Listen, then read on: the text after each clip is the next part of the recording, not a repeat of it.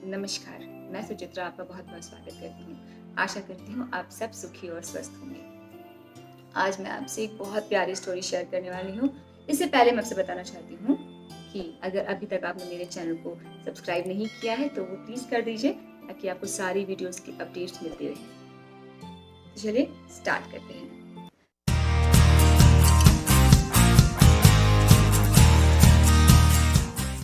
Story है कुछ ऐसे कि एक बार एक राजा जंगल में जंगल दर्शन के लिए जा रहे थे और उन्होंने देखा पास के गांव से गुजरते हुए कि 3 जन आपस में बहुत शोर कर रहे थे और ये बोल रहे थे कि मैं तुमसे सर्वश्रेष्ठ हूँ, मैं तुमसे सर्वश्रेष्ठ हूँ। राजा पास पहुंचे और उन्होंने पूछा कि अरे आप लोग इतना शोर क्यों मचा रहे हो? कौन सर्वश्रेष्ठ है ये जानना तो बहुत ही ईजी है। इस पे भाग्य ने कहा, मैं भाग्य हूँ, मैं इन दोनों से सर्वश्रेष्ठ हूँ। वो दोनों कौन थे? कर्म और बुद्धि। तो कर्म ने भी बड़ी उत्सुकता से कहा, ऐसे कैसे भाग्य सर्वश्रेष्ठ है? मैं कर्म हूँ, मेरे बिना कुछ भी संभव नहीं है, मैं सर्वश्रेष्ठ हूँ। इस पे बुद्धि कैसे चुप रहती? बुद्धि ने भी कहा, मैं सबसे ज्यादा सर्वश्रेष्ठ हूँ। उन तीनों की बातों को सुन के राजा मुस्कुराए और राजा ने कहा, इतनी सी बात है, ये तो बहुत ही सरल उपाय है इसका जानने का कि कौन सर्वश्रेष्ठ है। और दूर उंगली दिखाते हुए कहा, वो जो लकड़हारा देख रहे हो ना, उन पे अपना ये प्रदर्शन दिखाओ और मैं बताऊंगा कि तुम तीनों में से सर्वश्रेष्ठ कौन है। ठीक है? राजा की बात सुन के भाग्य, कर्म और बुद्धि तीनों ने अपना अपना प्रदर्शन दिखाना शुरू किया। सबसे पहली बारी आई कर्म की। कर्म गया लकड़हारे के पास और कर्म बहुत खुश था। कर्म ने लकड़हारे को उत्साहित किया और कहा, अरे लकड़हारे, इतनी कम लकड़ियां काटेगा तो पैसे कैसे कमाएगा? और कर्म करो तो बहुत पैसे मिल जाएंगे और तू आराम से जीवन यापन कर सकते हो। लकड़हारे ने कर्म की बात सुनी और कर्म भी खुश हो गया। लकड़हारे ने उस दिन लकड़ियां काटी और काट के नीचे जमीन पे रख दिया।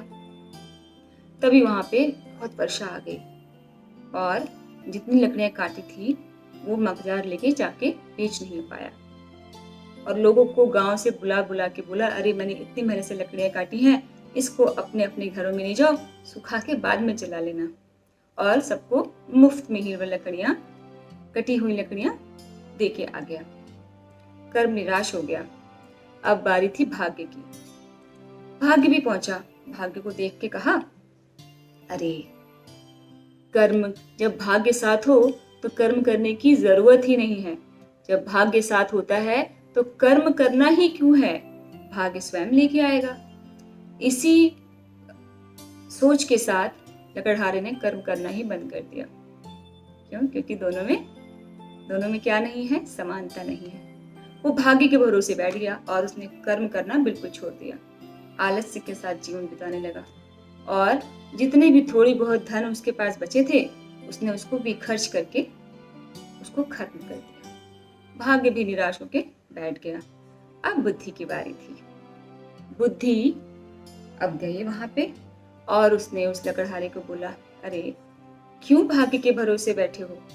जब तक कर्म नहीं करोगे भाग्य कैसे साथ देगा? ठीक है? तो फिर बुद्धि की बात सुन के लकड़हारा उत्साहित होकर खड़ा हुआ और उस दिन उसने लकड़ियां काटी। और उसने क्या किया? उसने देखा था कि बारिश आ गई तो मेरी लकड़ियां खराब हो गई थी। तो उसने एक जो अनाज के वेस्टेज होती है उसका छोटा सा घर बनाया। ठीक है? उस पर लकड़ियां रखता गया और सेम जो अनाज की वेस्टेज थी जिसको हम भूस बोलते हैं गांव में, उससे उसने उसको ढक दिया सेफ्टी पर्पज से कि अगर बारिश आई तो मैं इसको लेके जा सकूंगा। और वो भूस 2 काम करता है।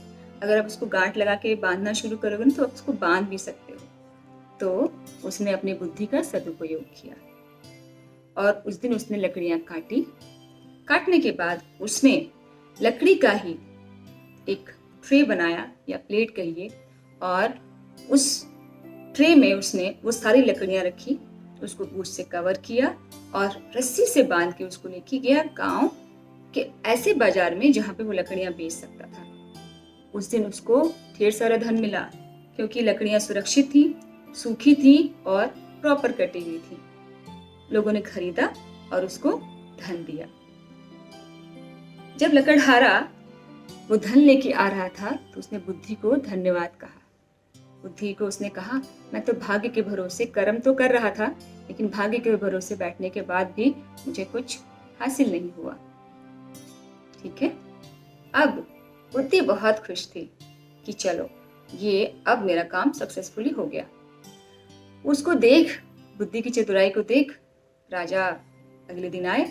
उन्होंने सारी बात सुनी और समझी और भाग्य कर्म को कहा, अब समझ में आया कि कौन सबसे ज्यादा संपूर्णतः उत्तम है। भाग्य और कर्म ने मुंह लटकाए हुए बोला कि हाँ, आप बिल्कुल सही कह रहे हो। अगर हम तीनों का साथ बराबर बराबर मात्रा में हो या साथ में हो ये तीनों, तो संपूर्णतः मानव या जिसके भी पास ये तीन शक्तियां हैं, कर्म, भाग्य और बुद्धि, तो वह उत्तम और सर्वश्रेष्ठ स्वयं ही बन जाएगा।